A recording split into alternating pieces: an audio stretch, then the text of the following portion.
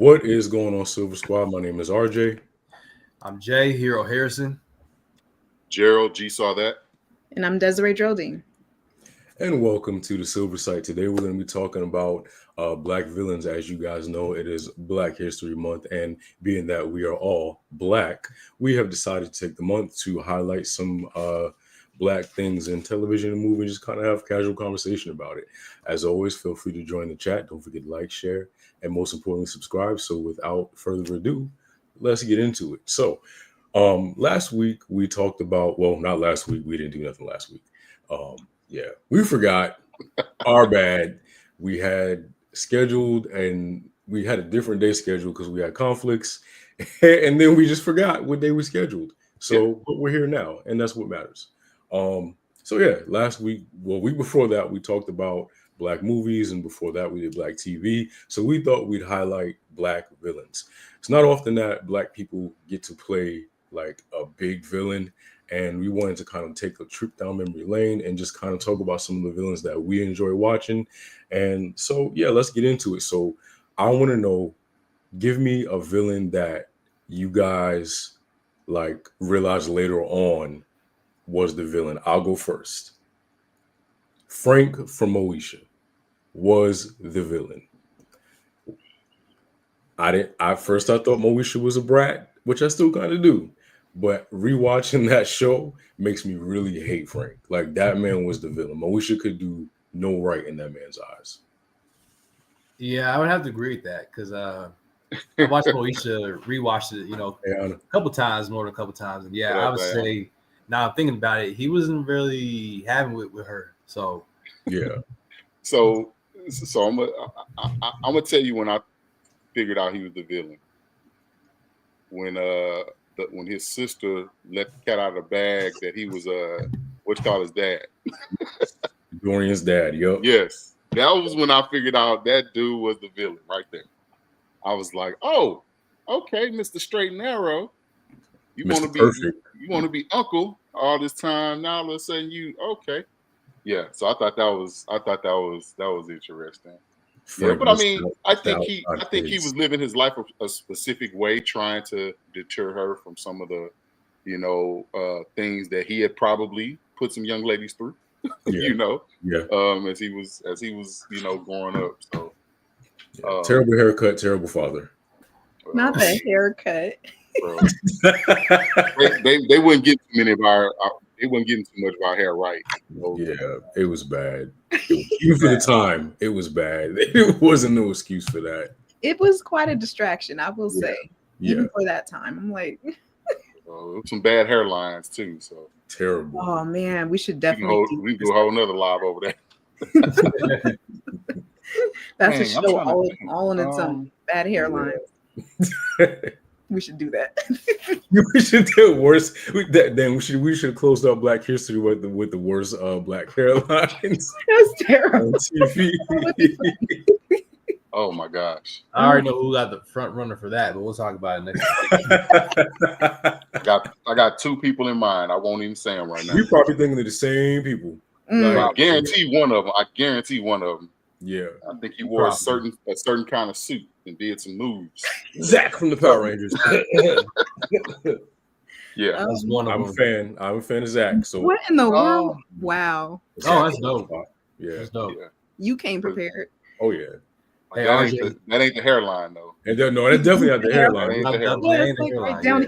This is not accurate.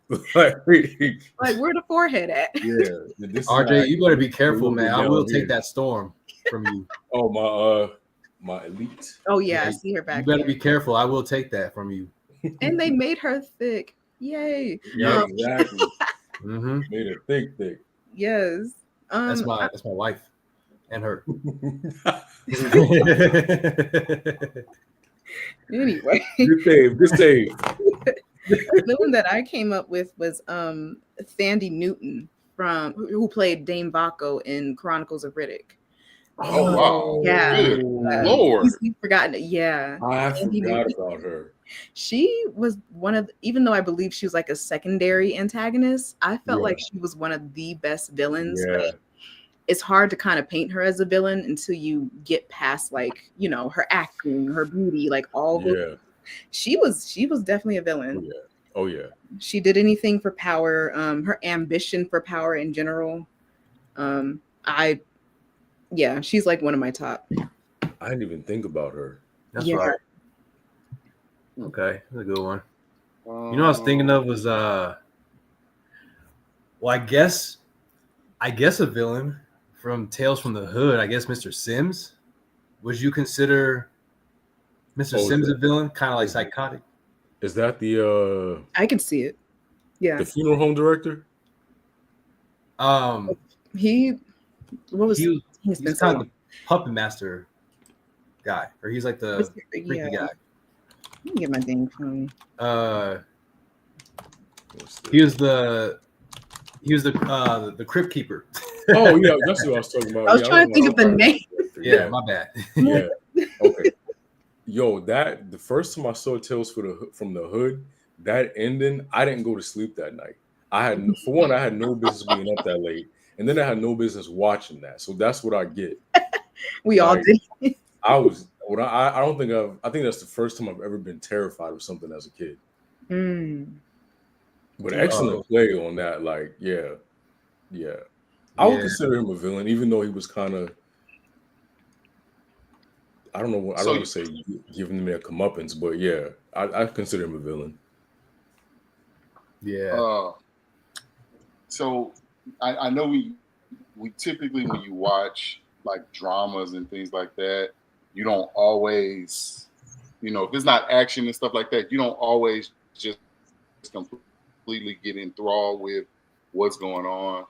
But I'm gonna tell you who was a villain, which you knew this person was a villain, but you really didn't get a true grasp of it because the story was so sad. And it was Monique's character on Precious. Oh yeah, the mom. Yeah. Oh yeah, that was bad. Because like you don't really think about villain in that respect. Yeah. But the horrible impact that she had on that baby's life, like, was rough, man. That's a very tough watch because, just thinking about how impactful parents should be in their children's lives and you do nothing but speak ill and spew venom into their lives instead of trying to teach them how to actually survive.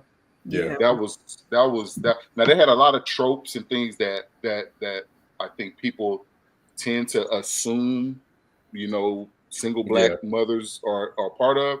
But unfortunately, I think that was the whole idea of that film. So, and what's crazy about that is, from my understanding, because I've never read the book, but she's worse in the book. Like, she actually SAs. Yeah. Like, I didn't read the book either, but I've heard the same exact thing. Yeah. But they have to water them down a little bit. It's no different than something like The Color Purple and things like that. Like, the books were way more graphic than all the 50 Shades and all that stuff. The books are way more graphic than what they show you on the film Yeah. Because they wouldn't be able to they wouldn't get enough people to really go see it if they go too far. Because of course, nobody wants to know that people really go and see that stuff. They won't do that in the privacy of their own home. Yeah. That was a good pick. Yeah, I like that pick. You know who else, and I'm familiar with her from the comics, but I really didn't get into her character until we saw her in live action, but Amanda Waller.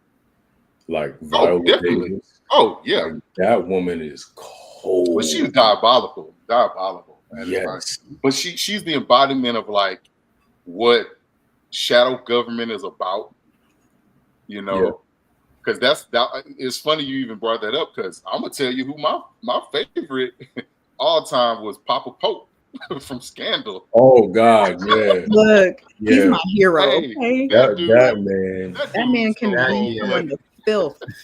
I don't think I would have survived with him and my dad. I don't think I would have made it. I would have been a wreck. Yeah. But I mean, I feel like that was a good transition though, from going from Amanda Waller to him, because they're the same type of person. They're the same person. Yes, but literally. He has one of the best, I think, quotes that breaks down, like, I don't know if you've seen that clip going around where he talks about folks that don't look like us being like a virus. Yeah. And he just, man, that's probably one of the coldest things Shonda Rhimes ever came up with. For him to say it in a room full of people that didn't look nothing like him and just said, no, you exist because I allow you to. Yes. Where's that man's Oscar? He needs one. He needs one. Yeah. He was amazing. Yeah. He carried. I think that makes for such a good villain, though, when you have that ability to be that bold, you know, no matter where you're at, no matter what you're doing, no matter who's around. I think that's such a unique quality that really, like, I guess, fleshes out or layers out a villain. Because a lot of villains are, I don't want to say like one-trick ponies. They're very generic, but like Papa Pope and Amanda Waller, like they're just like, there's a coldness to them that you just don't see in a lot of villains. Especially, and don't get me wrong, DC's great, but I feel like she's one of DC's like greatest villains because she is that cold-hearted. Yeah. Oh yeah. Agreed.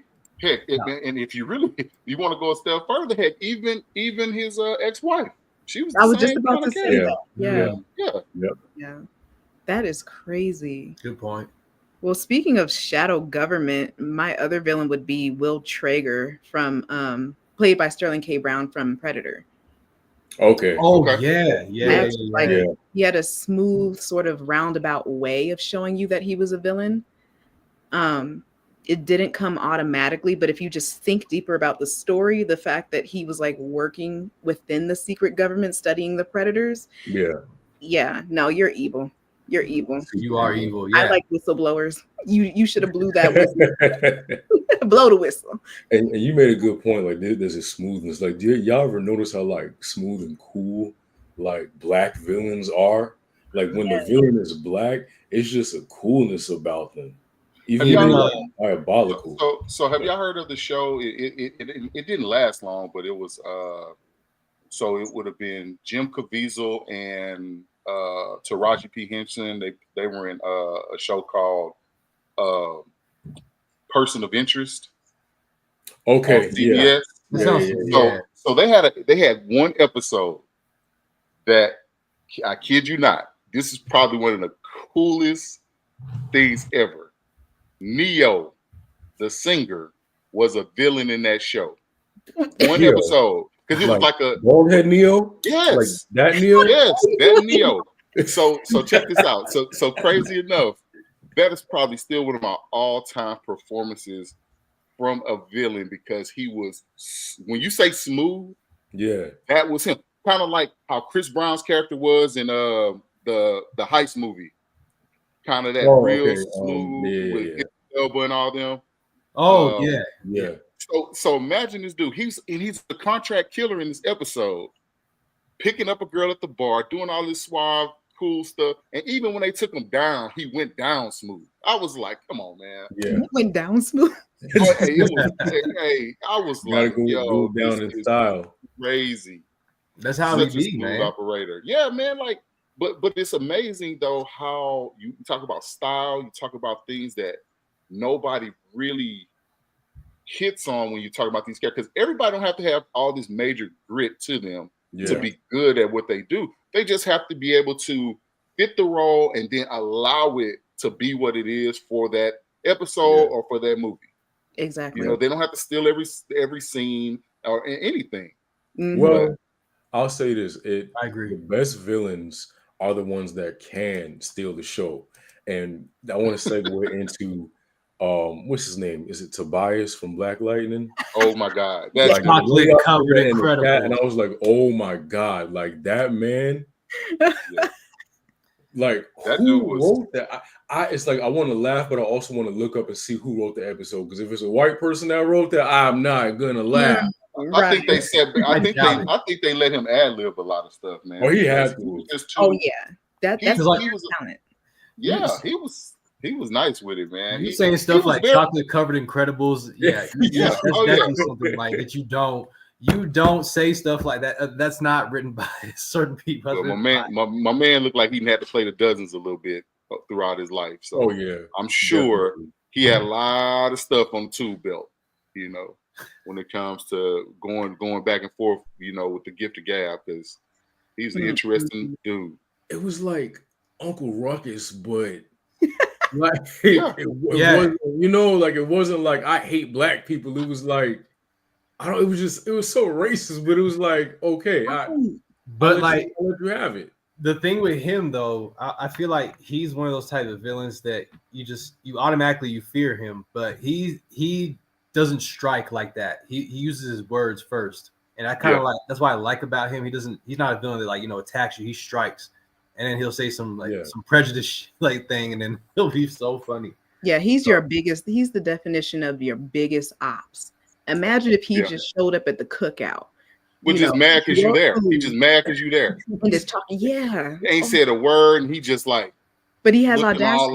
Is the thing. Like, yeah. Literally has audacity. And he would say shit like unprovoked. Like, you can't just say you don't like me. Like, why do you like? But now that you bringing this black bucktooth bitch, like what? Like why can't you just say you don't like me? Right. Now that you bringing this up though, RJ, as far as like, because you said Uncle Ruckus, it's just funny. I feel like Uncle Ruckus still, he's not like entirely a villain, but he does say like a lot of. I mean, he's a white man at the end of the day because he thought he was black. So I guess technically he's not a black villain because of his skin disorder, but at the time when we didn't know, I feel like that was he leaned more towards he's a vigilante. I feel like because he was just so he has certain like, views, like an anti or like a tweener. I don't know how you would say it, but he was anti-black. Yeah, anti-black. Yeah, like Tobias, like, and yet it's weird. Like, there's a lot of truth sometimes to what he says. Yeah, exactly. In a weird way. You don't want to agree with him, but you're like, you know what? At least not with the prejudice stuff, but you're like, Well, Tobias had a little bit more of that Killmonger idealistic type way he moved, because he moved for money, he moved for certain status, he moved for, like the strategery of it all. Like he, if I want to steal a George W. Bush word, he moved for that, because most everything he did was for a purpose to further what he had going. Yeah. Make sure he was always leveraged to where he wasn't under somebody's thumb. Even when it looked like he was backed into a corner, he wasn't really, Yeah. He was real good at that. He was real good at that. I don't know. I feel like he's probably one of my favorite villains to watch. It looks like you said earlier. It's like he would say something and you'd be mad, but then you'd be like, wait a minute. You know what? Hell yeah. Like, you know what? He's right. Yeah. Now, Des brought up a word. She said shadow earlier, and I was thinking of Shadow Man from Princess and the Frog. Dr. Facilier. You stole it. Because I'm like, if you try, I don't care who you are, if you still try to take over a whole town, you're a villain.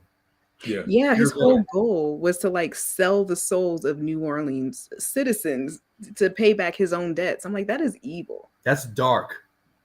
But I liked him though. I loved when Princess and the Frog came out and the villain was black. Because what I didn't want to happen was that they make the villain white just to kind of like not make a black person the villain. But I really enjoyed that they leaned into that, especially like with the they like also that. I was say they almost didn't have a choice though. Anything that's rooted in like New Orleans voodoo, that all that Asian. They didn't really have a choice. They had to. But I'm glad they stuck with it because they cop out with stuff like that a lot. So I'm glad that they made him the villain of that. Another villain that I want to talk about, which I'll just put this out here. People think that Condola is the villain. I think she did nothing wrong by having that baby by Lawrence. The real villain of Insecure is Molly. I have no input. I don't watch the show. I think Molly's the villain. Molly's a hater. Hateration in the dancery. I think Molly has to deal with a lot of inner demons that she doesn't deal with, and she takes that out on a lot of other people when she doesn't need to. And I feel like she it makes her seem like she's a villain. That's a hot take. That must be a hot take. I don't know. It could be. I don't know. Well, It's a great show. You should definitely watch it. Yeah. But I'm past that. My wife. I don't know. What do y'all think? I'll leave it in her. Tell her what I said. Tell her Molly's the villain, and I want to know what she says. Molly is the real villain. RJ over here. Sure she'll have words. So. I will stand on that until I die. That woman is a hater. God. She was just definitely a hater. Let me text her right now before I forget. Tell her, tell her I said that just like what Jay said, she has inner demons like that she had to deal with because she's a demon herself. That's why she can't keep no man. Molly she can't keep no friends. She's gonna be like, who's RJ? That's she'll get sidetracked. Molly definitely has her flaws. I think it's a matter of her just sort of projecting some things onto her friends. Yeah. But you're like, well, that's true of you too, Molly, in some ways. Yeah. If Molly's not happy, nobody's happy. Villain. Oh. I think she is a hypocrite, though. I do think she is very judgmental when it's like, it can be thrown back right on her because, again, like I said, she doesn't deal with the stuff that she may have going on. But, I mean, that show, I see why you say she would lean more towards a villain more than a hero. But I mean, I agree. I don't think she's a villain. I do think that she is that friend that you kind of have to put in check at times. But yeah. I mean, I guess it depends on how far you go with stuff, whether you consider it a villain. Because, hater, you can toe the line and be a hater all the way to, you toe the line until you cross the line. Then you cross the line, now you're a villain. So, yeah, that's true. Same thing, hater, villain. You're like, tomato. Well, Gerald, actually, I have a question for you. Because, I mean, I know, again, I'm a big fan. I've watched like almost all the James Bond movies. And I know there's one black villain. I can't remember his name. Yafe Kodo. He was in which I can't remember which James Bond movie it was, but I think it was an older one, like from the 70s or 60s. I can't remember, but I think he was one of the best villains because at that time, in that age, kind of like I guess it was the Silver Age-ish. There were black villains, but not like a whole bunch. I think that, especially him being a star in Hollywood was a really good standpoint for the James Bond franchise and also to allow other actors come in, especially, famous ones or A-listers, B-listers like him. And then kind of just Kananga, is that his name? Huh? Kananga? Yafe Kodo. Yafe Kodo, yeah, but the character was Kanang. I've never heard. Yes, I was thinking of somebody else. So that's a little bit more of a popular name that I remember. But I don't quite recall him, but I know I remember Grace Jones being in one of the Roger Moore ones because I was a Roger Moore guy. I wasn't really old enough. I've gone back and watched, but like I didn't even know Sean Connery was like the first James Bond for a long time. And then there was another guy, and then Roger Moore was the guy I grew up on as a kid. Then they switched to there was a guy he played in a show called Remington Steele. I hated him as Bond, but then they brought Pierce Brosnan in right after him, way before Daniel Craig. But Pierce Brosnan was the guy for a while. But Grace Jones played a really good character because A View to a Kill was like one of the very popular Bond films back in the 80s. Good villains, like something about the sultriness. Well, except for Eveline from The Wiz, but like there's certain sultriness that like some black women villains have, like Dominique Devereaux from Dynasty. I don't know if you guys have ever seen that or seen that clip of her where she was getting on that girl for sure, serving that burnt ass champagne and that cheap ass caviar. Like Chef's Kiss, amazing. Yeah. You know who's one of my favorite black woman villains of all time, RJ? Black Mariah from Luke Cage. I had her on my list. I had her on my list. Yes. Yeah. I was scared of her. I was scared of her. Alfre Woodard is a fantastic actress. Alfre Woodard. Woodard, excuse me. Yeah, I already do that. Yeah. She has a very, very, very like sinister look she can give. Yeah. Yeah. I love. Okay. She agreed. She agreed. RJ. She said, "Yep." She was. frustrated with her career. I told you my wife is a therapist, so she's gone. Yep, she was frustrated with her career and have a treacherous romantic life and often hated Issa. Always tried to give unwanted advice with a slick mouth. So, but that's the therapist watching that show, so she saw all that stuff. The villain. Yeah. The villain. Yeah. So, I feel validated. Oh my gosh. All this time everybody was hating Condola, they should have been hating Molly. That is hilarious. So I'm gonna tell you who flew under the radar because she was doing double agent stuff, even though she really wasn't. She was just tricking. Hugh Jackman's character was Halle Berry on Swordfish. Yes. Because at the end, if you remember, she was on the yacht. So I don't think I've seen that. What? Yeah, bro, that is an all-time. Hey, Operation Swordfish was probably. Yeah, definitely check that out. That's a man. That really put the boy Hugh Jackman on the map. It did. That really did. Yeah. That's why I didn't see it. I was in John Travolta. It had a bunch of A-listers. Man, it was really that's probably still I could probably watch that anytime. Oh yeah, Don Cheadle. They had probably one of the best scenes, like the opening scene of the movie. Mm-hmm. Don Cheadle and John Travolta. Okay, so I didn't see this because it came out when I was in 6th grade. I probably had the business watching. That's probably why I didn't. Yeah, so that's the first. That was the movie they paid Halle Berry $1 million to show her boobs. Oh yeah, okay, yeah. Okay. Hey, pay her. I think she was named. It's work. I think she went by Trixie. I think. Yeah, it's work. Ain't no shame. But yeah, that was a slick twist because she was playing like doing this whole making it seem like bank robbery movie. Wait a minute, I love bank robbery movies. Hold on. Oh yeah. I'm intrigued. Hold on. Was probably one of the first. I think the first use of the 360 camera scene. Oh yeah. The same one they use in the Matrix. Yeah, but that was I think that was the first one that they actually did the slow motion meets all of every single angle from everything that happened in that scene. I think that was the movie that started that kind of one because in the Matrix I feel like kind of tagged along after that. Mm-hmm. Yeah.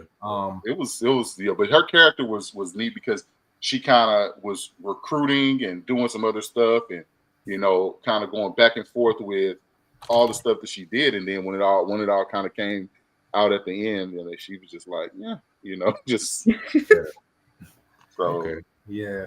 Also, I'm probably gonna get that this weekend. Now I do have a question for Des, because this one's kind of interesting because I've been thinking about it, but in Spell, like Loretta Devine, do you think she's kind of a villain, or do you think she was? Okay. Is that the movie with Amari Hardwick, whatever? Yeah. Where he brought his kids. Yeah. He took his kids with him to go visit his hometown or whatever. Yeah. Mm-hmm. I didn't finish it. I was scared. It was the imagery in that movie was pretty crazy though. I mean, I'm not even gonna lie. Yeah, it was. I get scared super easily, so I feel like I don't even know how far I got with it. Did a plane crash in that movie? I don't think it crashed. I think they had some craziness happen with the plane. I can't remember though. I don't remember. I got scared and I was like, nope. I saw it when I was really young, like twice. So I think I saw it like once. But yeah, I would say that she is a villain. She's yeah. Oh, an honorary mention. Sue Ann, who played by Octavia Spencer in Ma. Oh yeah, yes. Drink alone. Goodness, man. Honorable. Let me tell you something, man. Like honorable mention. She was off her rocker. Octavia, but I love Octavia Spencer as an actress because I think she's one of those two. She's another Alfred. I think she does really good with her expressions. Yeah, and she's very convincing, especially in that movie. I think again, the movie itself was okay. But I thought her performance was, obviously the best out of everything. And that's why, it was about her. But I think that she just is really, she knows how to, her presence, first off, is very just Yeah. She knows how to, like, use her emotions at the right time. She knows when to get mad, sad, and she can just like switch up so quick. And I think that in that movie she showed that. Yeah, her ability to execute absolute insanity was rangy. just close. She has a very commanding stage presence as well, and I think that's kind of what makes her a good villain, is because no matter what, the scene calls for, you still are always focused on whatever she's doing or saying or how she's interacting with the characters around her. Yeah, absolutely. Yeah, I love Ma. Like, and it's weird because it took me a while to watch it. I didn't watch it when it first came out, but I feel like it was on like HBO or Showtime or whatever, one of those networks or Stars or something like that. And it was on, and I was, let me watch this boring ass movie. And I was watching it, I felt myself like really like scared for them kids, like, and your eyes was poking like, out. this shit ain't normal. Like, what are y'all doing? Yeah, like, y'all really chilling with this old lady. Yeah, she killed that role. I feel like we've been seeing a lot of more black villains kind of like after 2010, because we see movies like Ma, we see movies like the Candyman reboot with Coleman Domingo, we seen all kinds of other. Yaya was Candyman. Oh, sorry. Yeah. Excuse me. I keep saying that. Yeah, but Coleman's character was a villain too. Yeah, I was gonna say Coleman's was a villain too. Yeah. But yeah, both like those type of characters. We're starting to see more characters like that, because in like Black Hollywood, Hollywood in general. And but you got to shout out Tony Todd though. You can't leave Tony Rest Todd in off peace, there. Tony Todd. Mention it without him, because they wouldn't even done a reboot if had he not really made that series what it was. Yeah. So let me ask y'all this. So do y'all think, well, I guess the villain of Final Destination is death itself, but I feel like, I don't know, something about him I feel like he's responsible for He was the narrator. He was just a narrator. He was just pushing the story along. I didn't really see his character as, anything more than that, because it was just kind of like a way to add more, because if you knew who he was, you already knew he had like a kind of a sinister, and I think that's what I'm picking up. I think that's what I'm picking up, the sinisterness of it all with him. Ayana said, I noticed a lot more ambiguous characters in movies lately, and I want to talk about that too. That is something that I don't know, it's a good thing for your characters to be layered, but also it's sort of annoying because some people are just bad people. And it's okay for a villain to be a villain. And we talked about this on our last show. It's like, don't get me wrong, great. Son of my brother, happy for him. Aaron Pierre, good job, whatever. But to me, Scar did not need a backstory. And y'all know I'm scarred down. Like, that's my favorite. This is my favorite Disney villain of all time. Like, I'm scarred down over here. And I was not hyped because, like, I don't give a damn why Scar really is the way he is. Like, but I guess since I didn't really care for the movie, I didn't really have a major anything about it. I just felt like it was more. I think it was just more about setting up what Pride Rock looked like once the Lion King became a thing, like the whole setup. Because to me, it came across different. I mean, dude he got no love from daddy after a while. That's what it basically turned into. That's what the whole like arc of him turning into who he was, and and it just kind of irritated me because I'm doing wrong. I'm okay with a multifaceted layered villain. Like, we get that. Jay, I love DC, and DC's full of layered villains. I love that. But I think every once in a while, it's just okay for somebody to just want power.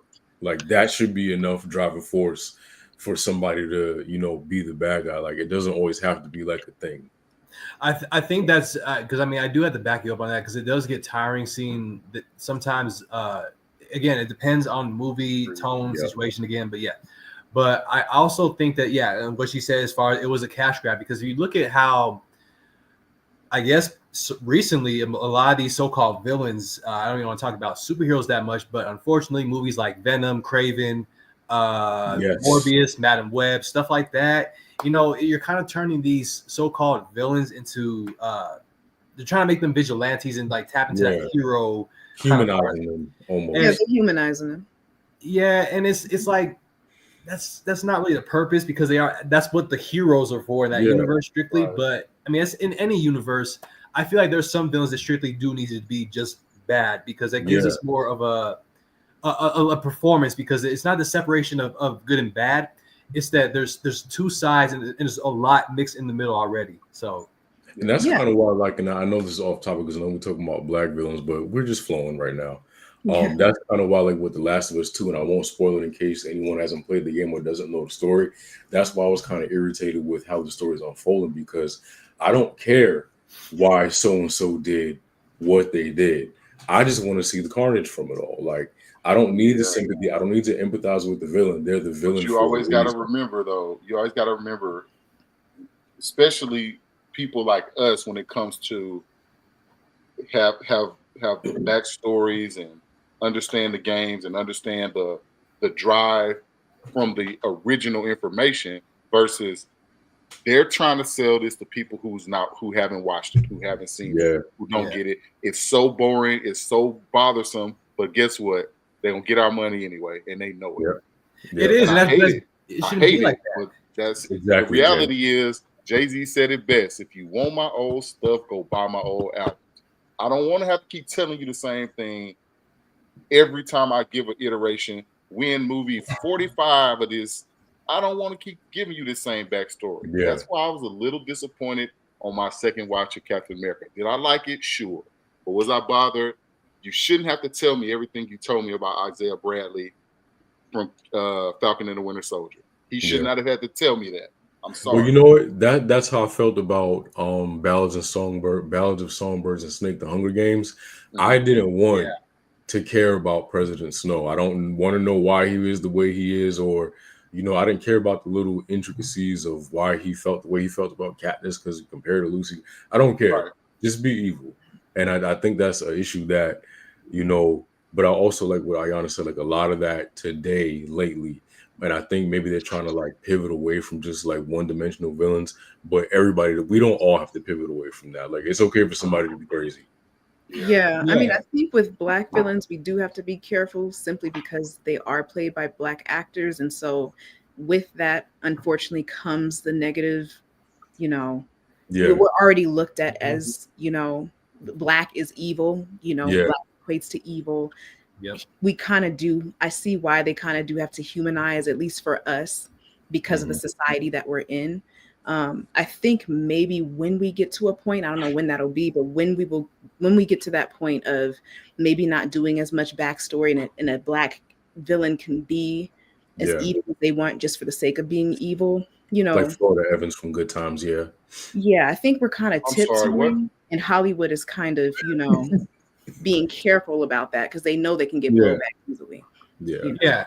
No, and that's a great point, because I think about that all the time too. Humanize ourselves. I mean, they have to humanize a black villain, fortunately and unfortunately. And it does suck because again, our history and due to everything in the past. But I think that's a great point, because I think about that too. How that unfortunately you have to be careful how you present these villains, these black villains, because you can do certain things, but again, it's gonna look at, if you're a director, producer, whatever, it's gonna make you. It's going to make your audience look at you a different way, but it's not just that. It's the viewing of how you're presenting this. It's like, well, why are you thinking? Well, why is your vision like this? You can just layer it a different way or do it a different way. So as an actress, I've had to have those hard conversations, let's look at this character here. Like, I understand they're a villain, but are they just that at the end of the day, especially if they're going to be black? So it's kind of like, we have to kind of tiptoe that line until we can get to that point. Exactly. That's right. Your look could have been a villain's look, man. Yeah. What'd you say? Your look could have been a villain's look. That was a villain look you gave in that film. What? Yes, that was a villain look. Yes, I was justified, okay? Do that to my mama. He came to my door with that BS. I know. My man was trying to swallow his pride.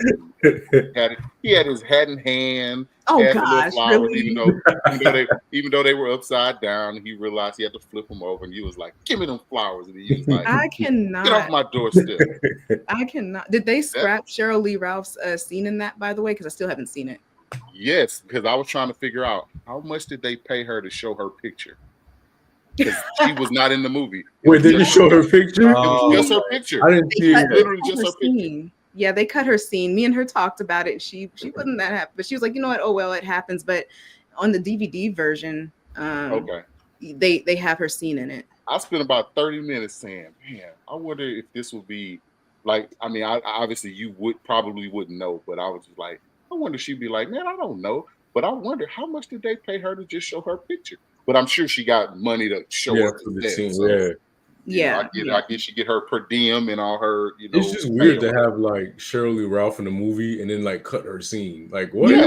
I said the same thing to her. Like I didn't even. Like, she told me. A flashback.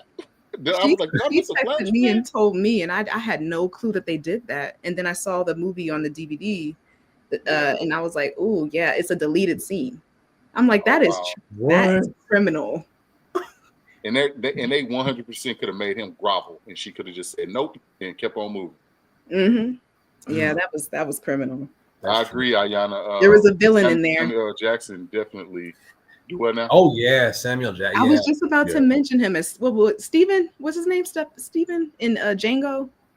Yep. Yeah. I think his name's Steven. What was his name? Yeah,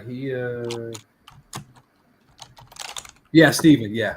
Stevens or something like this. I don't know. Yeah, Stevens, yeah. Glass, Django.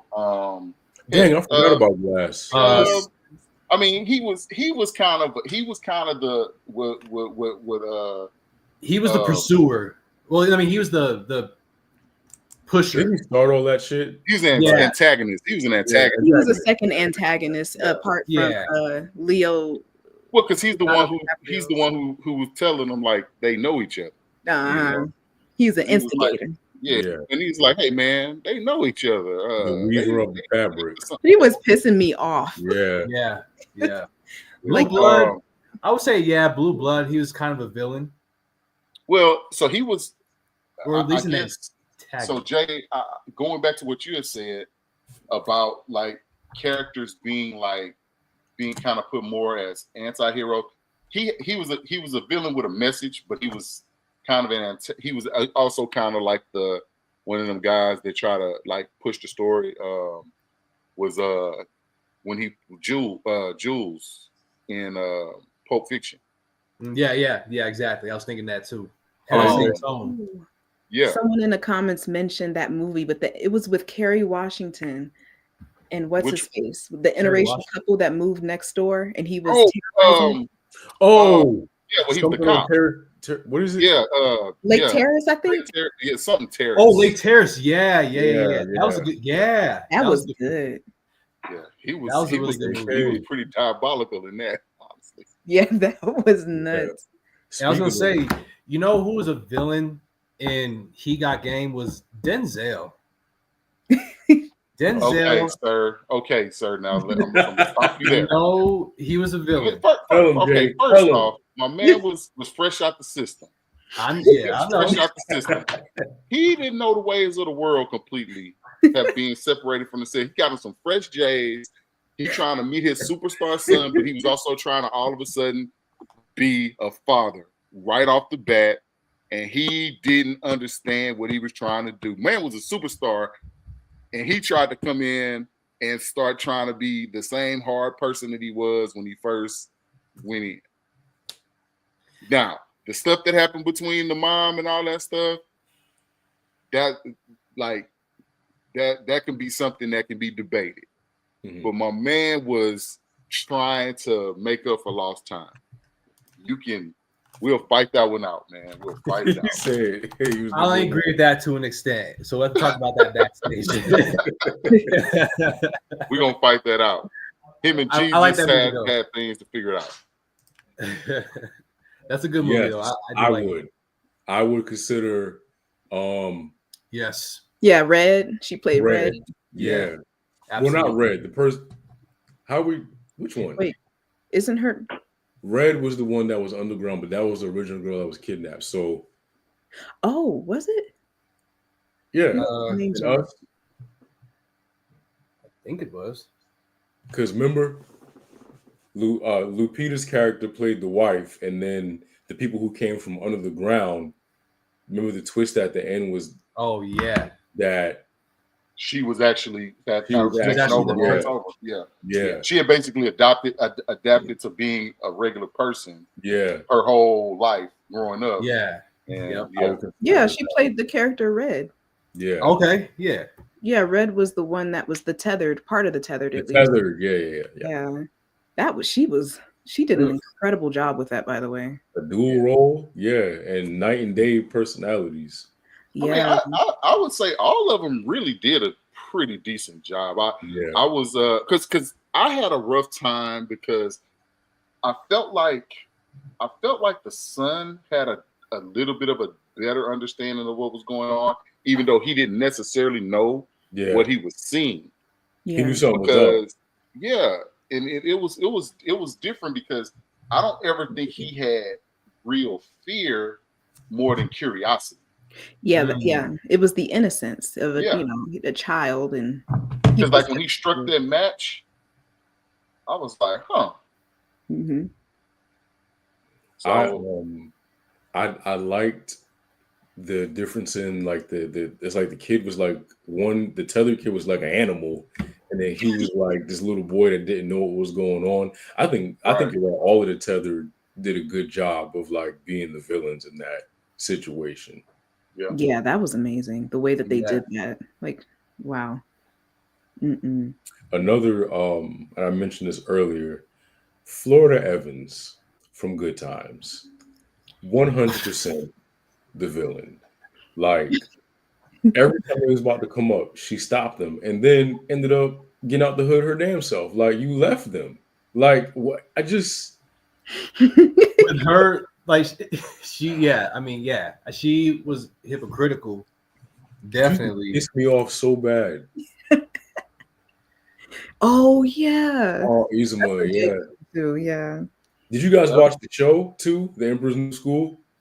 Oh yeah, I love that show. I watched it in bits and pieces. Yeah, my son he actually liked that show. Oddly enough, it was just as good as the movie. Both, Ayana. She was both the villain and she was also stupid. That's why Michael was so irritated with her the whole time. Well, Michael was a little bit more cultured than them. He was out there trying to expand his his mind, and they was in the hood, even though JJ had talent, but JJ was an artist, so his brain didn't work the same as everybody else. Yeah, Florida's brain didn't work at all. Right. Yeah, she was still trying to take care of it. Good God.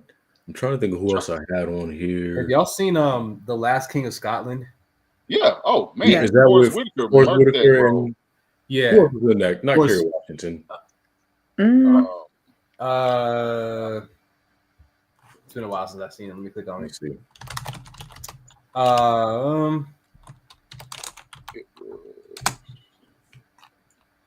But I thought it was Kerry Washington.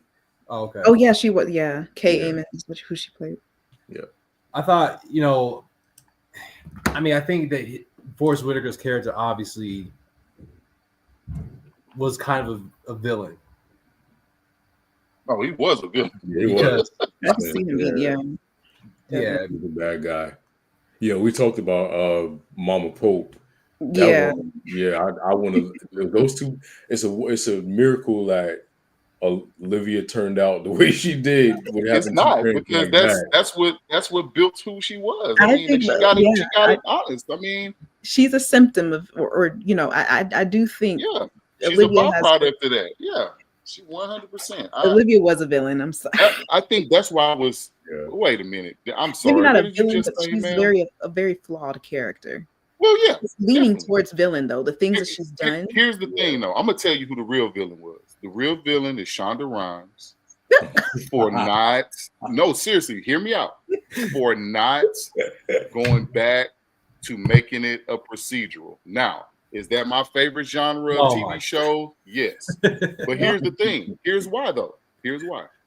If she goes back, if she gets out of the dang White House and goes back, even if she's just doing a rival thing from what her teammates was doing, yeah, she could still be a fixer in a different way. Hell, it could have been a totally different spinoff. And just all that stuff they intertwined with the president was just trash. And then they basically turned Millie into something else. And I was just like, what you did with her character, all that stuff could have been. They could have just took that away. And do you think? I feel like they just do you think that was a good way of showing like the corruption, how people like trying to like make their way like come up, or do you think that was kind of like a? But you could do that and still have the same flame of the first season and that first two seasons. Yeah, no, I agree. I was just asking. I think I was so irritated with it because I felt like they were almost like diminishing who her character really was by making her chase after this dude like that.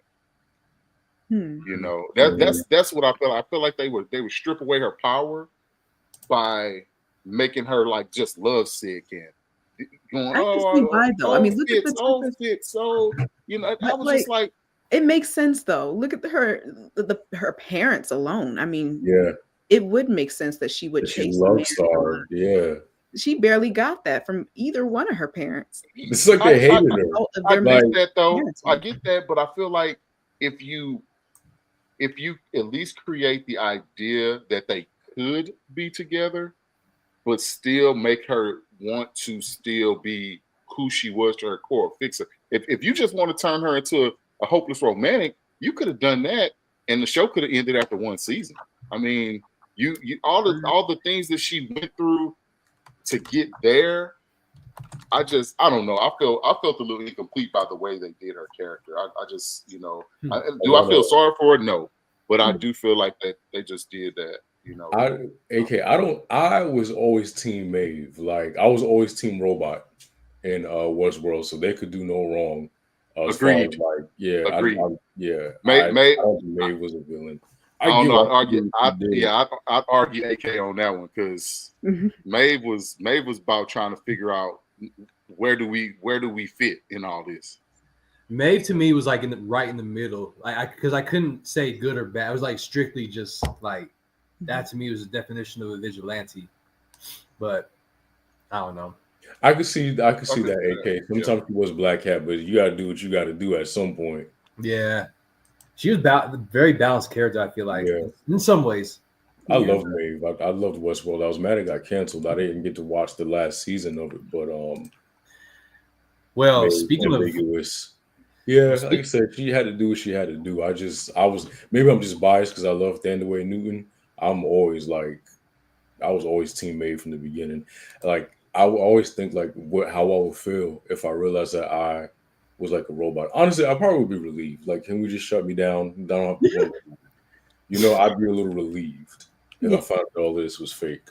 Mm-hmm. Yeah.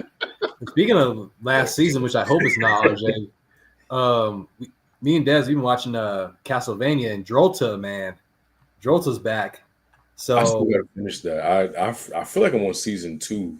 Okay, now Drolta is the definition of a villain just being a villain. I think you'll like that. There's no. Wait a minute, now I'm sold now. Yeah, and she's a black woman, a black vampire. So I'm definitely sold now. We love Drolta. We love some Drolta. Yeah, but no, I think she's a great character. Definitely check that show out because that's you want a straight villain like she was saying. Yeah. Oh, we didn't mention Queen Akasha. I was just about to mention. Yeah, she was on my list. Yeah. Villain, but great. From Queen of the Damned. Yeah. Classic, great movie. Maybe I was hypnotized during that too because I was always rooting for her to win. I was rooting for her, yeah. But great villain though. Jinx, There was one more I had on this list. Mine was Angela Bassett when she was in American Horror Story. Marie Laveau. Yes. Although I was rooting for her too. I was Team Marie on that. Mm-hmm. Trying to think who else I had. Molly, Florida Evans, Debo, Killmonger, Samuel who did that, Electro, whatever. Eveline from the Wiz. Yeah, that's all I have for my list. I think that's all I have. But Blair Underwood, didn't Blair Underwood play a villain in a movie? Or am I tripping?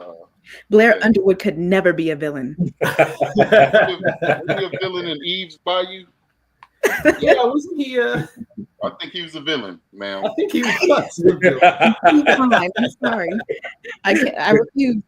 No, you know what? I think actually that might have been Samuel L. Jackson's character was a little tricky in there. Because he stepping out on the wife, had the baby gaslighting her, making her think she was dreaming. Oh yeah, that's right. Oh, okay, yeah. Threatening her, saying don't get out of my life. Yeah. Mm-hmm. That's right. I did like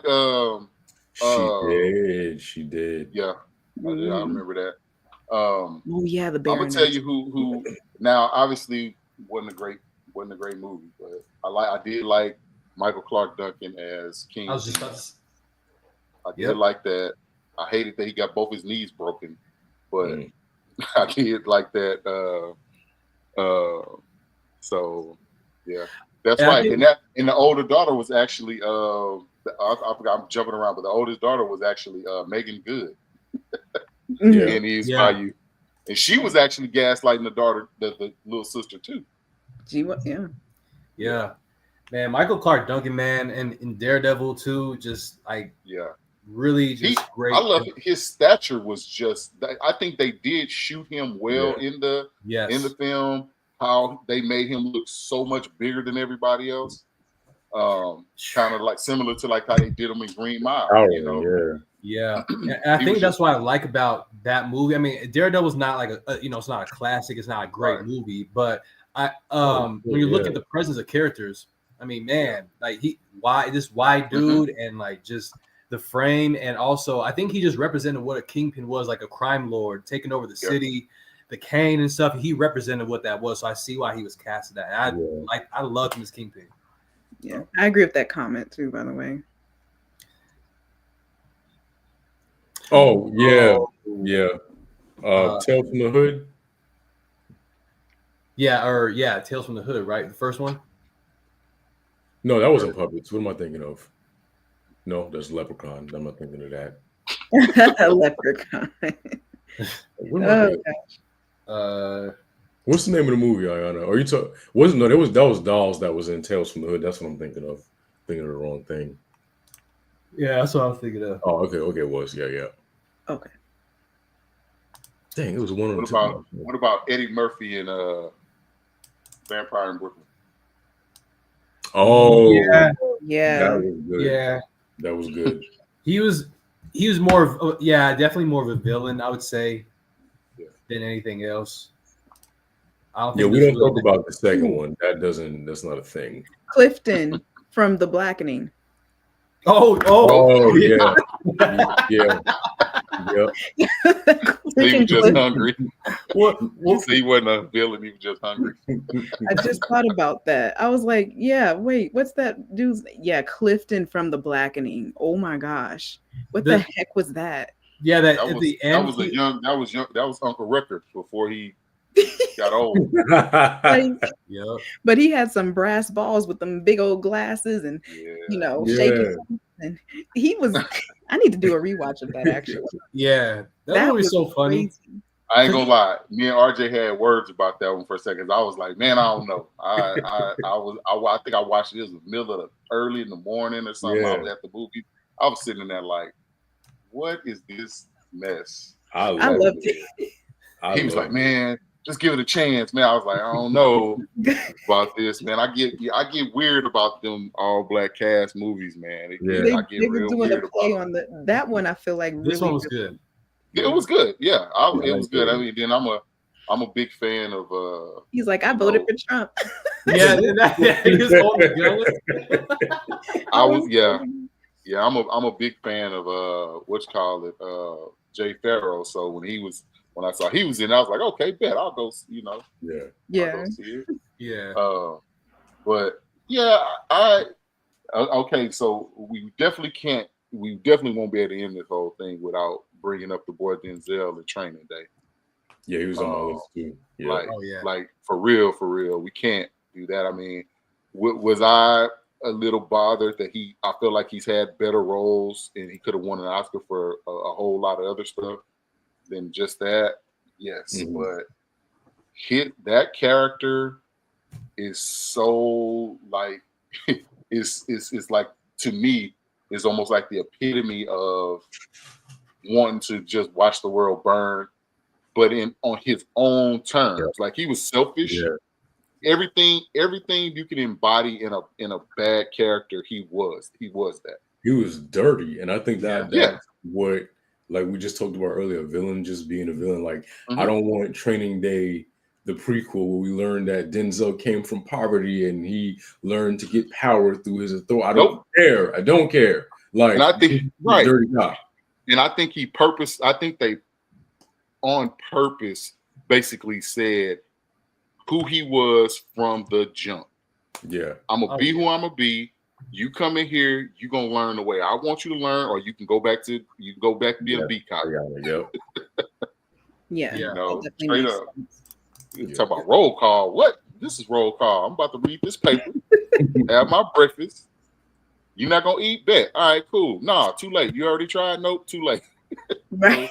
Yeah, man. I was like, my man was on it. Like, I think it amazes me though that who he is as an actor can be such, like, people want to strive to be that, even knowing how dirty of a person he was as a character. Yeah. And still strive to be that because he did that role so well. That was kind of like the big thing that happened with, I don't know if y'all heard this, it was kind of some words that he had with Frank Lucas when he did, when he played Frank Lucas, and basically like, man, you need to American Gangster. Yeah, and he was like, no, bro, I'm gonna tell this story the way I need to tell it, not to glorify who you were as a person. I'm going to just tell this story. Yeah. And he was like, yeah, I don't need that. But I think in order to be a good villain, it's going to take a good actor to make that villain come to life. Black actors, Black people, as we know, are multifaceted, and we have our own stories to tell and our own way of telling them. And so I think that I would love to see more people play Black villains and antagonists in a world where we are relegated to, the same kind of roles over and over and over and over. Absolutely, yes. American Gods, I would consider. Yep. And so with that being said, I'm really proud of the work that Black people have done in the industry. And I can't wait to see where we go from here. As Desiree said, maybe we'll get to that day where Black villains can be just Black villains without having to humanize them. But until then, we're stuck with taking the roles of villains that have to be humanized. And, no one is a bigger villain than Tyler Perry. All right, don't forget to like, share, and subscribe.